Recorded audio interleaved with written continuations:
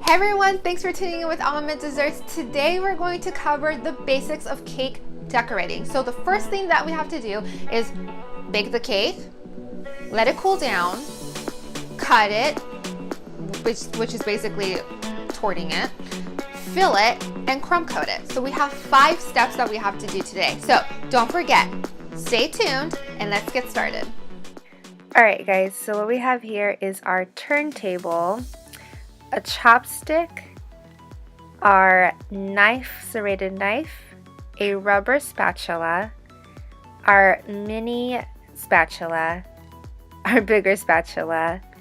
Then we have our 2 cake boards that we're going to be using, our icing scraper, our tape, and we have our piping bag. So let's begin. Alright guys, so our 2 main cake boards, this brown one is our main one that is going to help us guide our cake of how much frosting we're going to add to it. So we're going to go ahead and add a little piece of tape to glue the second cake board that our cake is going to be, so that it doesn't move around or maneuver or anything like that. And like I said, it's just a regular white cake board turned over, and it's just going to help us guide of how much frosting to add and how much to take away, etc. Alright guys, so then we're going to go ahead and we're going to start torting our cake layers. So what it means is that we're going to cut our layers in half. So if you made a single layer, which is this one right here, or 1 cake, we're going to cut it into 2. So we're going to do that for both of our cakes. So what I like to do is I like to make a small incision in first, and then I turn the turntable, and then I keep cutting through halfway. And then I'm going to keep turning my turntable and then cutting through halfway. So you don't want to go all the way, because you won't get even layers if you go all the way with your serrated knife. And so we're going to be doing that for the same second cake. And so here I'm going to show you where I like to cut, which is middle. So it's a 2-inch cake. I want to cut in between as shown here, and as said before, it's just going to be a very small incision as a guide. And so once I have that, then I'm going to go ahead and put my hand gently on top of the cake, not too rough, and I'm going to cut in every side once I turn my turntable. So with every cut, then I turn my turntable, and that is how I go through towards all of my cake layers.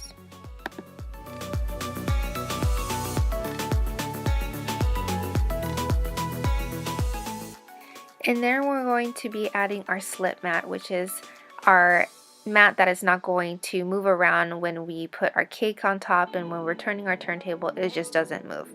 So what we have is our cake boards, and I'm going to add a little bit of buttercream, which is going to act like a glue for our cakes, that once we layer them, it won't move around and things like that. And we're going to go ahead and add our first layer. So what I like to do, I like to use the bottom half of my cake as the base, as a first base, and I am going to go ahead and just level that. And then once I have it leveled, then I'm going to add my buttercream into our piping bag.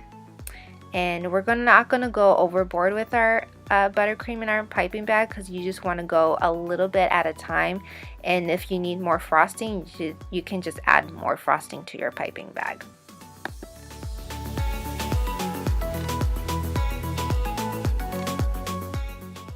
Once we have enough icing into our piping bag, we're going to go ahead and cut a small slit into it.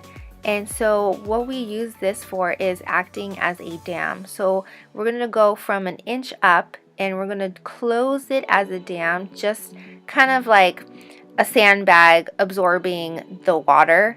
And this is what it does. So if you want to add a pineapple filling into your cakes or any type of filling, this dam is going to cover it up, and it won't like just move around seeping out of the cake and things like that. So we always use the dam to not let our filling seep out of the side of the cakes. Once you have your first layer down, we're going to go ahead and add our second layer. And when we are stacking, just make sure that you're not pressing down very hard on top of the cake. You're just gently doing it, because if you do put so much pressure on top, all the side of your dam is just going to completely come out, so you don't want that. And so you just want to very lightly pat it down and just level it with your hands. And we're going to be doing this all the way through to our 3-layered cake to 4 inches of cake.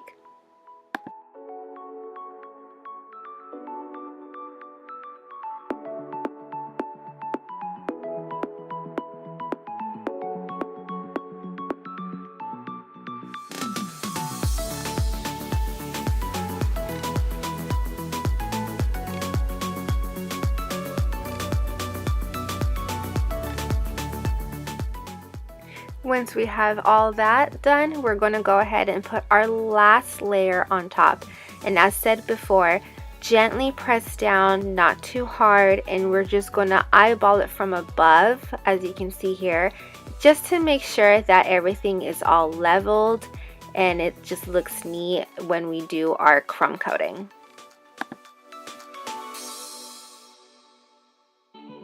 Alright guys, so let's start crumb coating. So we're going to add only a little bit of our buttercream. We don't want to go too much overboard with it because we're going to be taking off the excess anyways.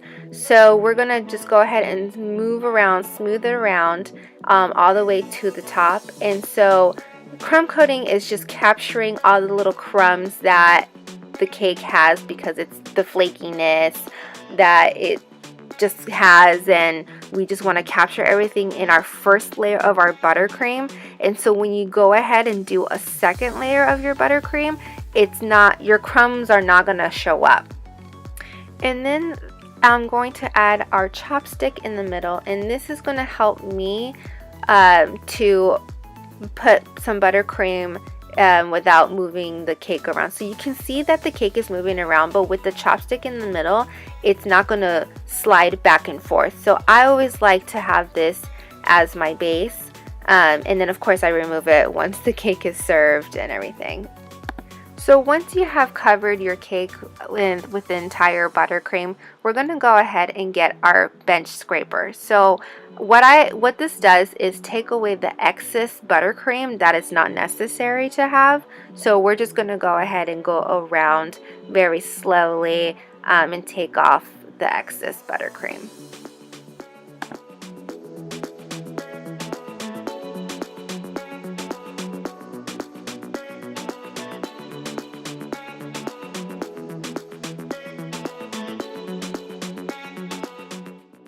Once you have scraped off the excess buttercream from the side, just go ahead and remove your chopstick that is on top, or a stick that you had, and we're going to do the same thing. So we're going to take off the excess amount on top, and then once we're all done, we're going to go ahead and add it into the freezer for 10 minutes.